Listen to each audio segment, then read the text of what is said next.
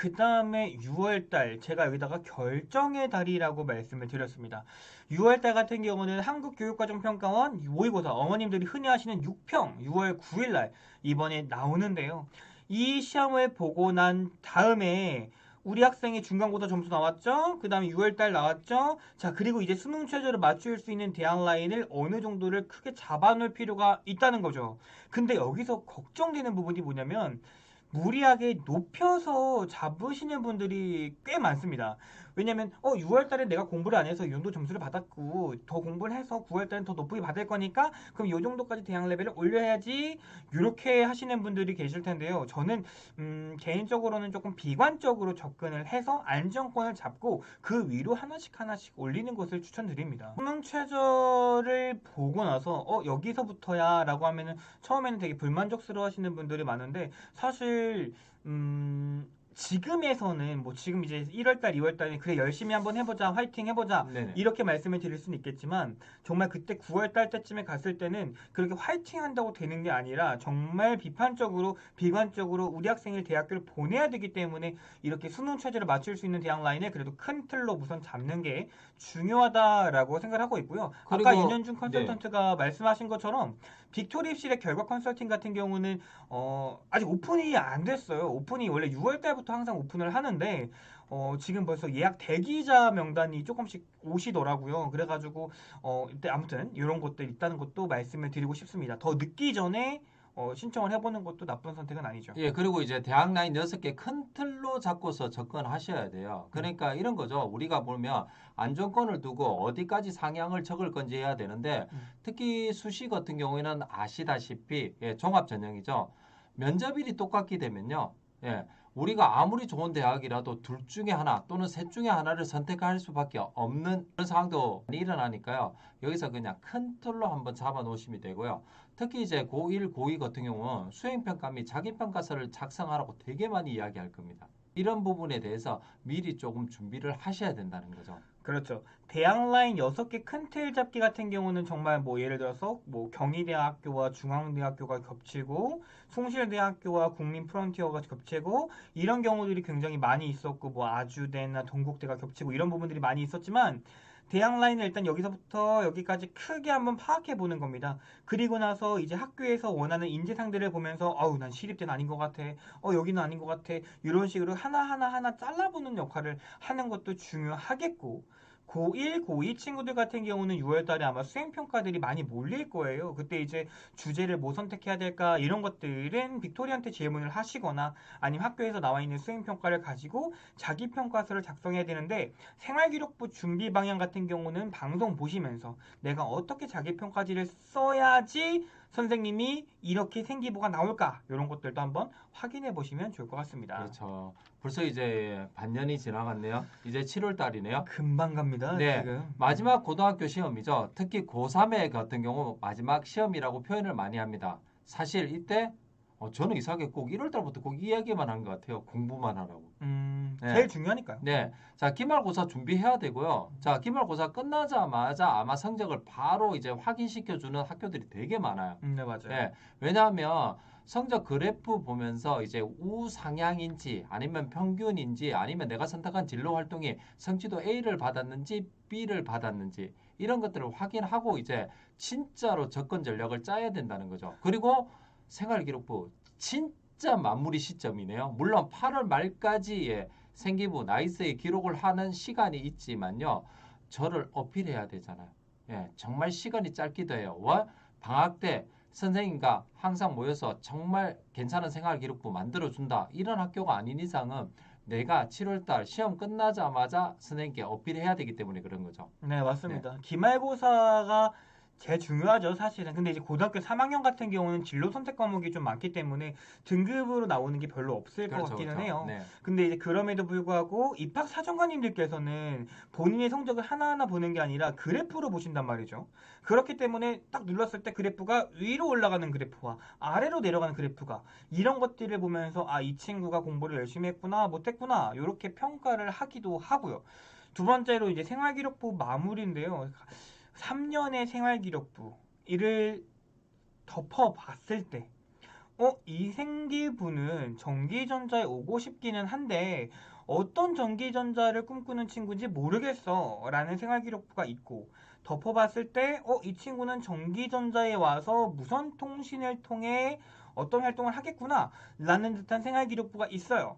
즉 다시 말해서 우리 아이가 경영학과에 간다고 했을 때도 어떤 경영학자가 되고 싶어서 오는 건데 라는 것들을 어필해 줄 수 있고 보이는 생활기록부가 나와야 좋은 생활기록부라고 생각을 하고 있고 7월 달에 그 생기부가 마무리가 되고 늦는 경우는 8월 달부터 가능하니까요.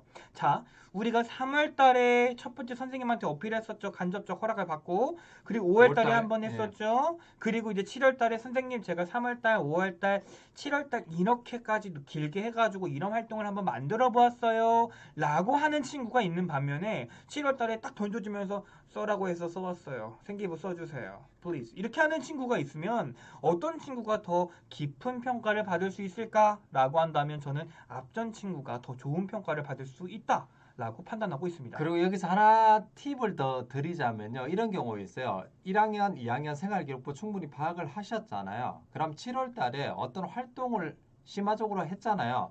그럼 여기서 중요한 포인트.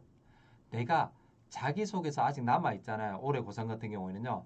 자기소개서 라인 같은 경우에 내가 이 키워드를 가지고 사용을 해야 되겠다. 그러면 이 키워드가 꼭 기록될 수 있게끔 강한 어필을 하셔야 됩니다. 예, 강한 어필이 뭐냐면요. 정말 선생님과 진정한 소통을 하라고 이렇게 말씀드리는 겁니다. 네, 그렇습니다. 그리고 하나 더 말씀드리면 여기 밑에 있는 이런 동국대학교의 교과 반영 방법인데요. 이건 교과 전형인데 저기 반영 과목에 보게 되면 이렇게 석차 등급 상위 10과목이라고 되어 있어요. 즉 10과목만 잘하면 되는 거거든요. 그러니까 우리 학생들이 지금 1등급을 한번 몇 개인지 찾아보세요. 1등급 몇 개인지 찾아보시고 내가 적어도 동국대를 갈 거면은 몇 과목을 몇 등급을 더 맞아야겠구나. 이런 것들을 한번 판단해 보는 것도 전략적인 접근 방법이 되리라 판단하고 있습니다. 그래서 작년 같은 경우는 만약 3등급 초반이었는데도 석차 등급 상위 10과목으로 했어요. 1.47 나온 친구도 있었거든요. 맞아요. 예, 이렇게 되면 충분히 이제 동국대에 넣어볼 수 있는 전형이니까요. 이렇게 한번 접근해 보셔야 되죠. 네. 자, 8월 달 원서 접수 준비의 달이라고 말씀을 드렸고요. 법적으로 학생부 작성 마감일은 8월 31일입니다. 뭐 학교 선생님이 근데 이렇게 지키시는 경우가 그렇게 많지는 않은 걸로 알고 있어요. 아니 근데 기록은 저때 넣었죠.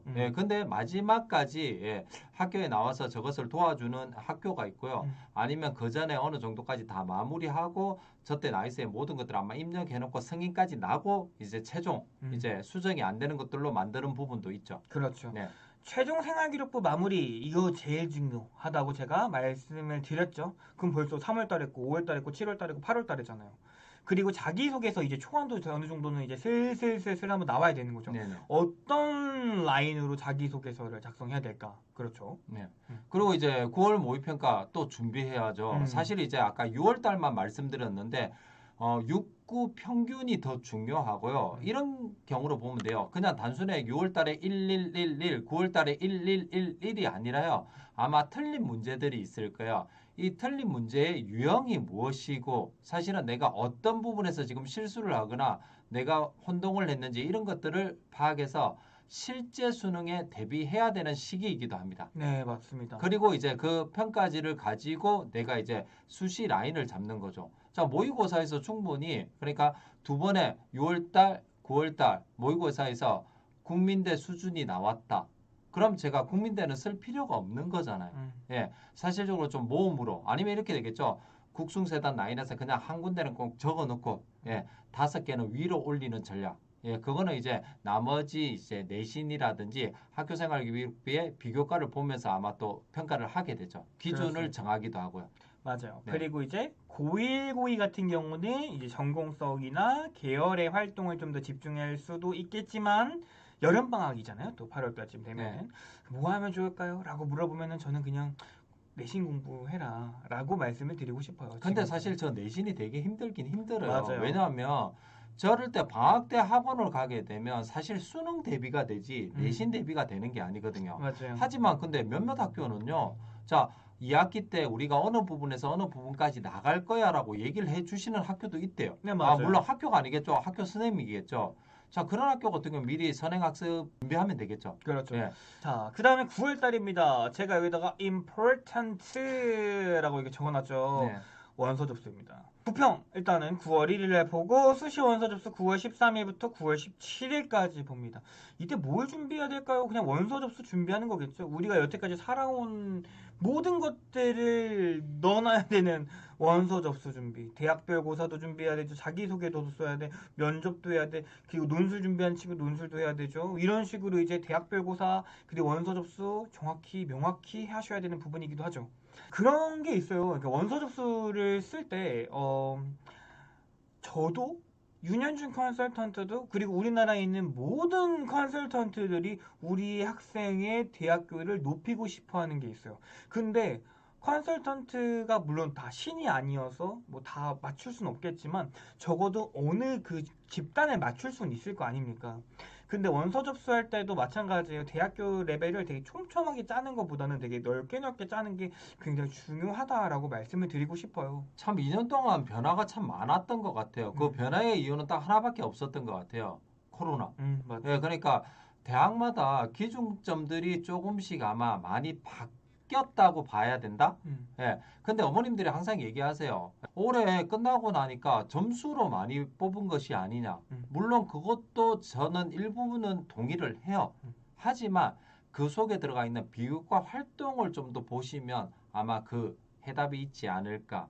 같이 높은 등급인데 진짜 예, 비교과가 너무 올라가 있다는 것. 이런 부분도 아마 보셔야 될 거예요. 그러니까 단순히 점수만 높다고 이제 들어갈 수 있는 게 아니라 점수도 높으면서 생활기록부의 비교과 활동들이 정말 적절하게 잘 배치가 되어 있어야 되고 기록이 되어 있어야 된다. 이렇게 말씀드리고 싶습니다. 그렇죠. 특히나 저희 이제 빅토리 입시랩 같은 경우는 이제 완성된 친구를 컨설팅하는 것이 아니라 미완성된 친구들을 2년, 3년 이렇게 함께 같이 하면서 생활기록부 만들면서 이렇게 자기소개서 쓰고 대학교에 합격하고 같이 막 울고 막 이렇게 활동을 하다 보니까 느낀 건데 그거 같아요. 고등학생이 이런 걸 했다고? 라는 질문을 던져주시는 입학사정관님들께서 혹은 면접관님들께서 계셨는데 그 면접에서 물어봤던 것들 그리고 면접에서 물어보지 않았던 것들을 공부하면서 자기소개서와 생활기록부를 준비해보면 그런 생각이 들어요. 면접에서 물어보는 건 그리고 가장 매력적으로 다가왔었던 거는 우리 학생들만의 무기였구나 라는 느낌을 굉장히 많이 받았었거든요. 이거는 근데 말로 설명하기가 좀 어려워서 이거는 나중에 조금 더 기회가 되면은 말씀을 드려보도록 아니, 하겠습니다. 근데 사실 그거예요. 이 정도까지 활동을 했어? 라고 생각하지 않아야 되는 부분도 또 있어요. 뭐냐면요. 가끔씩 과거 친구들을 저는 좀 많이 만나는데 과거 친구들은 보면요. 이 정도까지가 아니고요. 헐, 가능해? 라고 맞아요. 하는데 질문을 하게 되면요. 벌써부터 뭐 고1 때부터 이런 부분을 다 준비하고 심화 활동하고요. 이제는 뭐다? 한국에 발표된 것 같지는 않은데 이것들을 연구하고 있다는 거죠. 그렇죠. 그런 네. 친구들은 물론 이제 합격하겠지만 그런 친구들과 일반고 친구들 중에서 그냥 인터넷 서치해서 자료를 베껴서 낸 친구와는 정말 생기부 자체가 또 다를 수도 있으니까. 두 번째는 이제 재수생, 만수생을 위한 건데요. 이거 3학년 2학기 때까지 준비를 해야 되는 친구들이 있어요. 그러니까 예를 들어서 의치한 약수를 준비하는 친구들이라든지 그렇죠, 그렇죠. 네. 그런 친구들 같은 경우는 2학기 것도 준비를 조금 해주셔야 되는 부분들이 있고 고등학교 1학년, 고등학교 2학년 친구들 중에서 이제 1학년 때는 그냥 뭐 그냥 놀다가 안 되다가 그러면 언제 최소한이라도 해야 될까라고 한다면 그게 9월인 것 같아요, 저는. 9월 달에 이제 선생님한테 2학기 때 와가지고 선생님 제가 이런 활동 할 건데 어떻게 하면 좋을까요?가 이번 9월에 1차. 그리고 이제 10월 달이 들어오게 되는데 10월 달에는 뭘 하면 될까요? 뭐 이젠 다 아시겠죠. 수능 준비하셔야 되고 대학별 고사 준비하셔야 되는데 특히나 이제 면접 준비를 많이 하실 거예요. 근데 면접도 벌써 보여요. 사실은 면접을 이렇게 대화를 하다 보면 면접을 잘 준비할 것 같은 친구가 보이면서 안 준비할 것 같은 친구들도 보이고 그래서 이제 대학별 면접고사를 좀 확인해 보셨으면 좋겠는데 저희한테 물어보시는 것도 좋지만 직접 그냥 그 대학교 홈페이지에 들어가면은 우리 몇 분 볼 거야. 그리고 어떤 거 중요시하게 생각해. 그리고 우리 이런 문제 낼 거다. 이런 식으로 나와 있어요. 그러니까 확인해 보시면 되는 거예요, 이건. 그런데 그 질문의 기본이 전부 생활기록부 음. 기준으로 하기 때문에요. 적절하게 본인이 진짜 어떤 활동을 했는지 하나씩 하나씩 이제 찾아보면서 충분히 연습을 하신다면요. 음. 아마 좋은 성과를 거둘 수 있을 겁니다. 네, 그렇습니다. 고등학교 1학년 친구들, 고등학교 2학년 친구들 같은 경우는 10월 달에 중간고사 있으니까 중간고사에 집중을 하셨으면 좋겠고요. 또 고1, 고2는 공부네요. 어쩔 수 없어. 네. 네.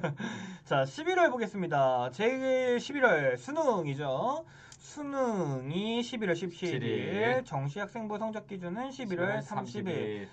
이거는 별로 설명해 드릴 건 없는 것 같아요. 예, 교과 같은 경우에는 당연히 이제 수능 최저를 내가 맞췄는지 안 맞췄는지 확인해야 될 것 같고요. 그리고 이제 가채점표가 나오잖아요. 이 기준으로 대학 라인을 준비해야 되겠죠.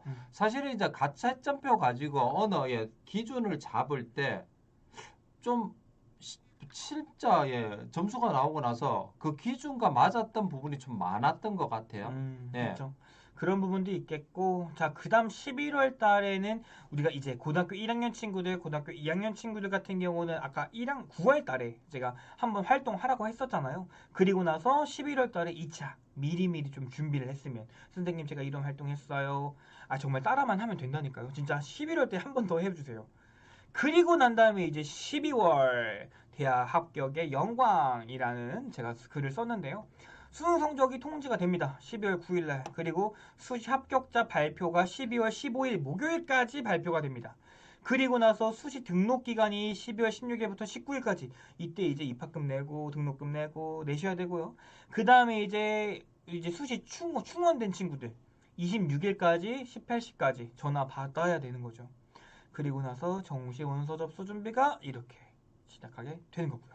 아유, 나도 올해 저 빨간색 숫자 이 12월 15일 딱 끝났으면 좋겠네요. 컨설턴트로서 정말 많이 힘든 시기잖아요. 요 네네. 시기가 12월 달이 참. 그리고 이제 고등학교 1학년 친구들, 고등학교 2학년 친구들 같은 경우도 이제 생활기록부 마무리 3차. 자, 선생님, 이제 선생님께서 이래요. 분명히 그러실 거예요. 선생님, 자, 학교에서 자, 자기평가서 딱 주고 자, 생기부 써와. 이제 너네 뭐 한 거 이제 뭐 딱딱딱딱 정해가지고 리로스크에 올려. 뭐 써와. 12시까지만 받을 거야. 이러시는 분들 많으세요. 근데 그러면 우리가 지금 나 어떻게 what's wrong 뭐 어떻게 해야 돼 아무것도 모르는데 학교에서 한 것도 없는데 이게 자율활동에서 이걸 했다고 뭐 이러신단 말이죠. 그러니까 우리 친구들 고등학교 1학년 친구들이 고등학교 2학년 친구들이면 9월 달에 한 번 선생님한테 확인 11월 달에 한 번 그리고 12월 달에 세 번째로 선생님한테 선생님 저 이런 거 했었던 거 기억나시죠?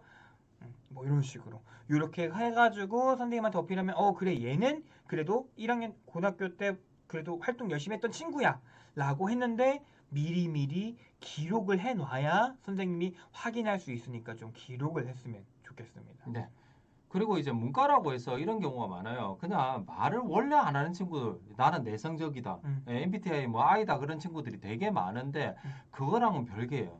그러니까 내가 아무리 이제 I라도 그러니까 내성적인 성향의 친구들이라도 교사한테 다가가는 방향만 달리하면 되거든요.